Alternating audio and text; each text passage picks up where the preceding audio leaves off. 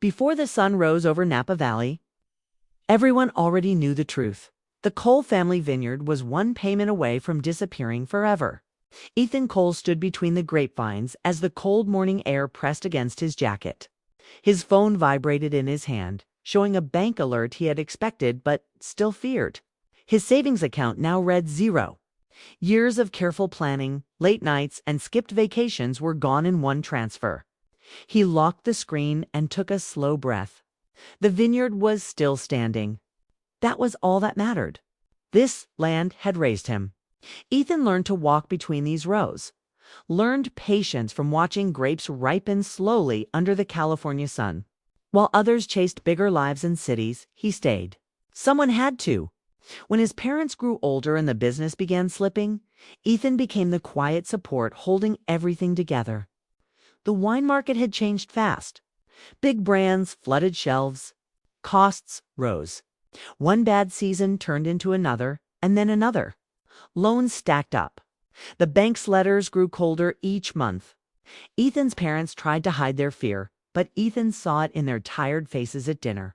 Then came the final notice: foreclosure.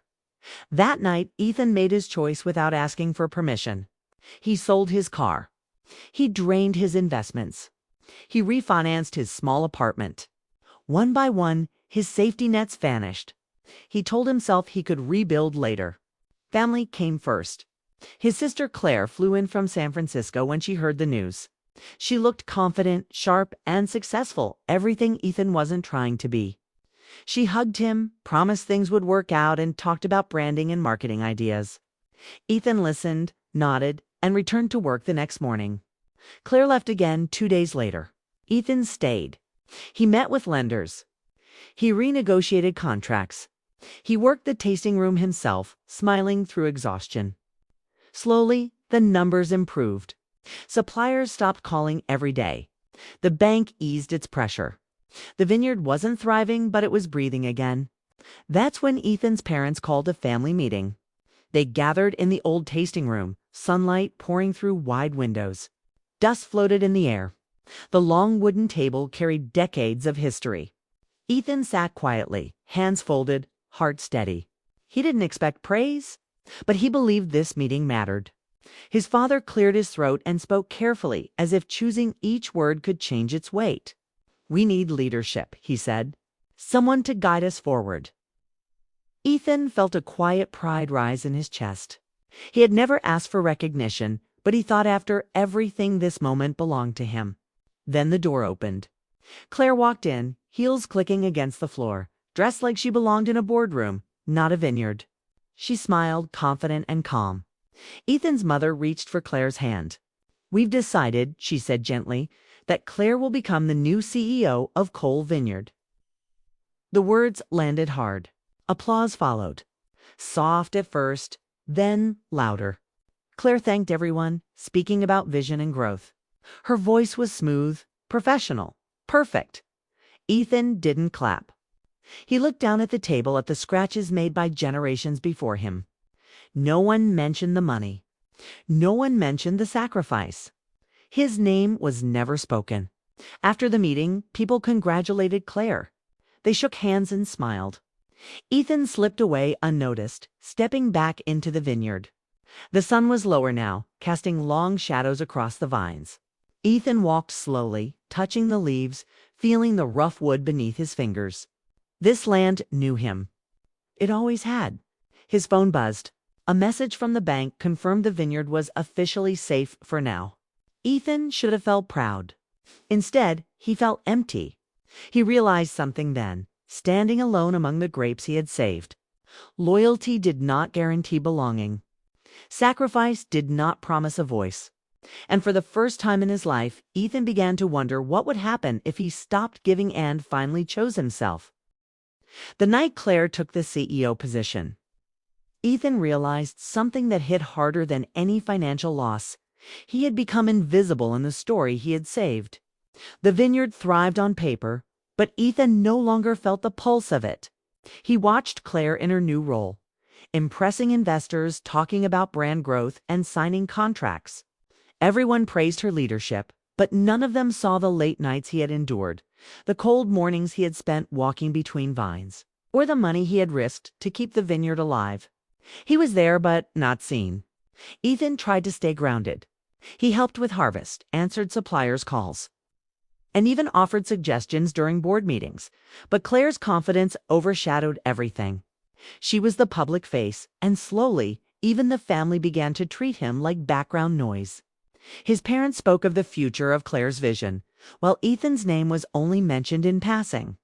One evening, exhausted and frustrated, Ethan walked alone through the rows of grapes as the sun dipped behind the hills.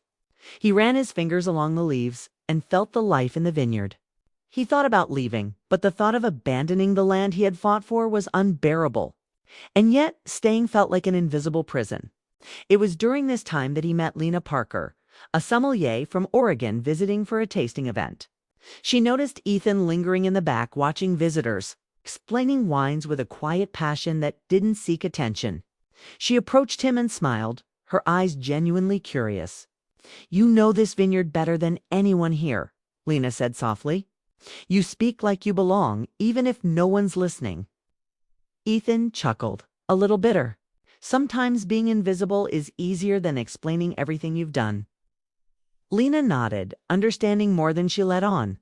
They spent the evening talking about grapes, winemaking, and the stories behind the bottles. For the first time in months, Ethan felt a spark of recognition, not just for his work, but for himself. Weeks went by. Claire continued to lead, but the cracks in her polished exterior started to show. Investors noticed sales reports had small inconsistencies, and some staff began expressing doubts.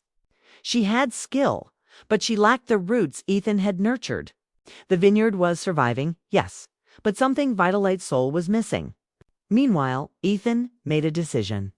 Not one born from anger, but from self-respect. He began to reclaim what was rightfully his personal investment.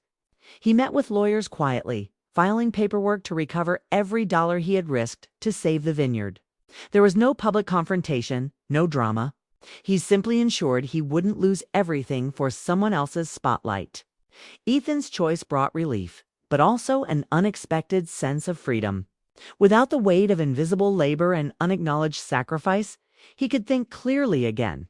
He could imagine a future that included him, not just the vineyard. Lena noticed the change. Her visits became more frequent and their conversations deeper. They shared silences as easily as laughter, and Ethan realized he was opening to someone who saw him fully. Claire sensed the shift too. She called Ethan one evening, her voice quieter than usual. "I don't think I understand what I've done," she said. "I wear the title, but you carried the weight all along." Ethan paused. He had waited for an apology, an acknowledgement, but he knew now that the moment wasn't about retribution. "I don't want it back," he replied. "I just wanted to matter." There was a long silence on the line. Then Claire whispered, almost to herself, "You always did. We were just too late to say it." Ethan hung up and looked out over the vineyards, the stars just beginning to appear. For years, he had defined himself by sacrifice, by the endless work that saved the family legacy. But now he realized that recognition and happiness were not found in fighting to prove worth. They were found in creating a life where he was truly valued. Months later, Ethan left Napa. He joined Lena in Oregon, helping her build a small, honest winery that valued passion over profit. Every day was new, filled with challenges and victories, but this time the work felt rewarding rather than exhausting. Their relationship grew naturally, quietly, and deeply. It wasn't rushed. There were no grand gestures, only shared mornings in the vineyards, conversations under the sun, and evenings tasting wines they had nurtured together. Back in California, Cole Vineyard continued to operate. Claire maintained her role, but she faced reality differently. She realized skill alone wasn't enough, and she started respecting the roots she hadn't appreciated before. Investors noticed her humility growing. Her ability to listen and learn from others, including Ethan even if he wasn't directly involved anymore. Ethan didn't return. He watched from a distance, content in knowing the vineyard survived and that he had finally survived too. He had invested everything once, but this time he invested in himself. And that investment was more valuable than any vineyard, any title, or any recognition. When people asked Ethan if he regretted risking everything for a family that didn't acknowledge him, he smiled gently.